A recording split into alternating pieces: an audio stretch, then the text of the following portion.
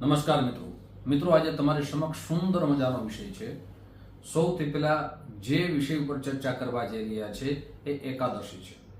એકાદશી ક્યારે છે અને આ એકાદશી કરવાથી આપણા જીવનમાં શું ફળ મળે છે, સાથે મહત્વ શું છે, અને સાથે આ એકાદશીના દિવસે જે 4 મહાન યોગ નિર્માણ થાય છે એનું ફળ કઈ રીતે આપણા જીવનમાં પ્રાપ્ત થાય છે। આ એકાદશી કરવાથી આપણા ઘરની અંદર ખૂબ લક્ષ્મીની પ્રાપ્તિ થાય છે। આપણા દરેક રીતે જે પાપ થયા હોય પાપ દૂર થાય છે। આપણા ઘરમાં ખૂબ લક્ષ્મીનો વધારો થાય છે। આ એકાદશીનું આપણા શાસ્ત્રમાં ખૂબ મહત્વ દેવામાં આવ્યું છે। પણ એકાદશી છે ક્યારે? તો એકાદશી છે 2 જુલાઈ મંગળવારે છે, જેને યોગીની એકાદશી કહેવામાં આવે છે। આપણા ધર્મશાસ્ત્રમાં ખૂબ મહત્વ છે। એમની દ્રષ્ટાંત કથા પણ કહીશ। અને આપણા જીવનમાં જે પણ પાપો કર્યા હોય, જો પાપમાંથી દૂર થવું હોય, એ પાપ ક્ષય થઈ જાય તો એકાદશી અવશ્ય કરવી જોઈએ। સૌથી પહેલા એમની કથા સાંભળીએ કે યોગીની એકાદશીનું મહત્વ શું છે, આ કોને કરી હતી। આપણા ધર્મશાસ્ત્રમાં સુંદર મજાની કથા છે, જે શંકર ભગવાનના મહા ઉપાસક પરમ ભક્ત એવા જે છે કુબેરજી મહારાજ છે। કુબેરજી મહારાજનો એક રોજ નિયમ હતો કે શંકર ભગવાન માથે પુષ્પ ચડાવી એની પૂજા કરવી। તો આ પુષ્પ કોણ લઈ આવતો હતો? હેમ માલી નામનો જેનો ગણ હતો એ રોજ ભગવાનના પુષ્પ લઈ આવે, કુબેરજી મહારાજને આપે। કુબેરજી મહારાજ ભગવાન મહાદેવ ઉપર ચડાવે અને રોજ ભક્તિ કરે। પણ એક દિવસ એવું બન્યું કે આ હે જે ગણ હતો એ પુષ્પ લાવતા ભૂલી ગયો। પણ શું કર્યું? એ પુષ્પ લેવાના બદલે પોતાની પત્ની સાથે પ્રેમ બંધનમાં બંધાઈ ગયો। એટલે કે જે કામ કુબેરજી મહારાજે સોંપ્યું હતું એ કામ ભૂલી ગયું। રોજના નિયમ અનુસાર કુબેરજી મહારાજનો પૂજાનો સમય થયો, પણ સમય વીતતો ગયો છતાં આ ગણ આવ્યો નહીં। એટલે કુબેરજી મહારાજે એમના ગણોને મોકલ્યા કે આ ગણ કેમ આવ્યા નથી એની તપાસ કરો। જેવા ગણો એમના ઘરે ગયા અને એ ગણ જે હેમમાલી એ પોતાની પત્ની સાથે પ્રેમમાં આરૂઢ હતા। એટલે કુબેરજી મહારાજની આજ્ઞા થતા આવ્યા ખરા, પણ કુબેરજી મહારાજનો ક્રોધ ખૂબ જ આવ્યો। જે ભગવાનની પૂજામાં સમય દેવો જોઈએ, જે પૂજાના પુષ્પો સમય સાથે પહોંચાડવા જોઈએ, એ આજ્ઞાનું ઉલ્લંઘન કર્યું અને પોતાની પત્ની સાથે પ્રેમમાં સમય પસાર કર્યો।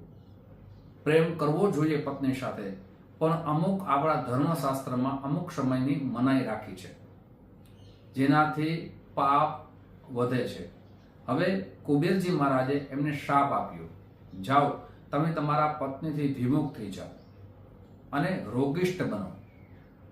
પોતાના પત્નીથી ખૂબ જ વિમુખ થઈ ગયા અને ખૂબ જ ભટકવા લાગ્યા, રોગિષ્ઠ થવા લાગ્યા।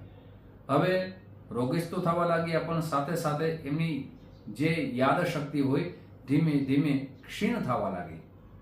પણ એક ભગવાનની કૃપાથી રોજ ભગવાન શંકર ભગવાનના પુષ્પો એ કુબેરજી મહારાજને આપતા હતા ને, એટલે ભગવાન મહાદેવની કૃપા રહી અને જે પૂજા પૂર્વ કરેલી હતી એનું પુણ્ય દ્વારા એમને બધી વાત યાદ આવી ગઈ। હવે બન્યું શું? એ ફરતા ફરતા માર્કંડ ઋષિના આશ્રમમાં આવ્યા। માર્કંડ ઋષિની ખૂબ દંડવત નમસ્કાર કર્યા અને પોતાની દરેક જે જીવનમાં ઘટિત થયું છે એ ચર્ચા કરી। એટલે માર્કંડ ઋષિએ રસ્તો બતાવ્યો કે તમે યોગીની એકાદશીનું વ્રત કરશો તો આ રોગમાંથી મુક્ત થશો, સાથે તમારા જીવનની અંદર પાછા પત્નીનું સુખ પ્રાપ્ત થશે, ધન સુખ પ્રાપ્ત થશે, નારાયણ ભગવાનની કૃપા થશે। અને આ હેમ જે માલિક છે એમની યોગીની એકાદશીનું વ્રત કર્યું, શ્રદ્ધાથી, પૂર્ણ ભાવથી અને વિષ્ણુ ભગવાનની ખૂબ ભાવથી ભક્તિ કરી। પરમાત્મા વિષ્ણુ ભગવાનની પરમ કૃપાથી જે રોગિષ્ઠ હતા એ રોગમાંથી મુક્ત થયા, પાપમાંથી વિમુક્ત થયા, શાપમાંથી વિમુક્ત થયા। અને ભગવાનની પરમ ભક્તિ મળી. એમ આ યોગીની એકાદશીનું વ્રત કરવાથી આ ખૂબ 3 લાભ થાય છે. એક તો ભગવાનની ભક્તિ મળે છે, પાપમાંથી વિમુક્ત થાય છે, અને આ સમયે જે એકાદશી આવી રહી છે, 11 આવી રહી છે, તે દિવસે ઉત્તમ 4 યોગ નિર્માણ થઈ. એમાં 3 તો વિશેષ છે. આ 3 યોગના દિવસે, આ એકાદશીના દિવસે જો પરમાત્માની પૂજા કરવામાં આવે, એના પણ ઉપાય તમને બતાવીશ. અને આ ઉપાયથી આ પરમાત્માની પૂજા કરશો તો તમારા ઘરમાં ખૂબ માં લક્ષ્મીનો વધારો થશે. ભગવાન લક્ષ્મણ ભગવાનની કૃપા થશે. યોગીની એકાદશીનું ખૂબ મહત્વ બતાવવામાં આવ્યું છે, અને શાસ્ત્રમાં લખવામાં પણ આવ્યું છે કે યોગીની એકાદશી કરવામાં આવે તો હજારો બ્રાહ્મણોને જે ભોજનનું પુણ્ય પ્રાપ્ત થાય, એનાથી અધિક ગણું આ યોગીની એકાદશીનું પુણ્ય પ્રાપ્ત થાય છે.